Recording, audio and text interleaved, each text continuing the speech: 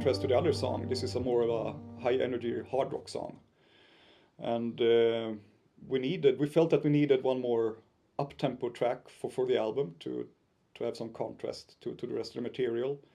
And we also needed a song that was kind of like a crescendo story-wise.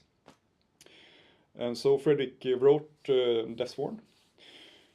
And for me, it's before I joined Egonaut, I've been doing a lot of hard rock and metal in different kinds of flavors. And this song was quite easy for me to do, actually, because it's more in line with what I used to do before Egonaut.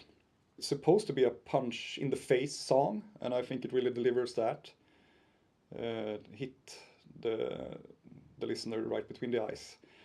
And for our main character, story-wise, he's faced with a life and death decision, and also a test of true faith.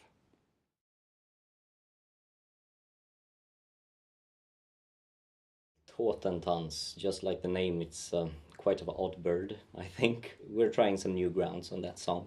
From the beginning, that song was written for the Illuminati album, and we recorded it in all, and we did the vocals, so it even went through the mix, I think, but somehow we felt that we didn't do the song justice. We knew somehow this could be a better song. Then it came out, so it was like a coincidence. When we were working on the Omega here in the studio, we brought up the old project in Cubase and listened to it, and listening to it we felt like, hey, let's give this a second chance. So we broke it down in pieces again and changed the things that we didn't like. It's like confirming the theory that if you just lay something to rest for a while, the missing pieces will come to you. And it really did.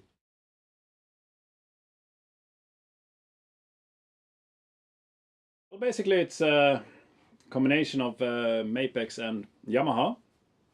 It's a Mapex Black Panther standard kit. 22-inch kick drum, 12-inch rack tom, 14 and 16-inch floor toms. To that I added Yamaha Recording Custom, 14-inch snare, and also 18 by 18-inch floor tom. The last floor tom just to get the nice final oof when since we don't play that fast anymore. It's nice to have a big floor tom to end your fill-ins with when the songs are not that fast. The sound turned out quite nice. I really like the combination of maple and walnut in the Mapex kit, and also the birch in the Yamaha parts of it. The cymbals I used are Mine Bizanne series, combination of that. I had pinstripe heads on all the toms and an ambassador head on the snare. The microphones used were 421s on the toms. I had a Shure Beta 181 condenser on the snare head, and of course the 57 on the bottom. On the kick drum we had a Beta 52 that was also sent to a PA in the room. So every time I hit the kick drum, I had a nice response from the PA, and that created a really nice atmosphere when I did the recording.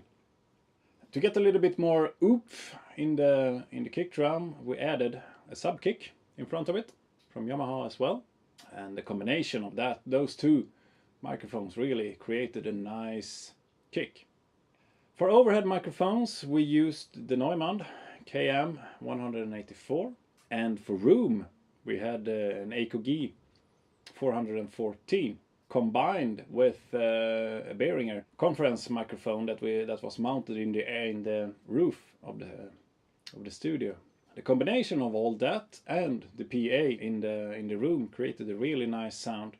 And the way the drums sound on the album is also more or less the way the drums sounded when I recorded them. There is no extra samples added afterwards in the mix. So I hope you enjoy the drum tracks as much as I do. It was really fun to put them down.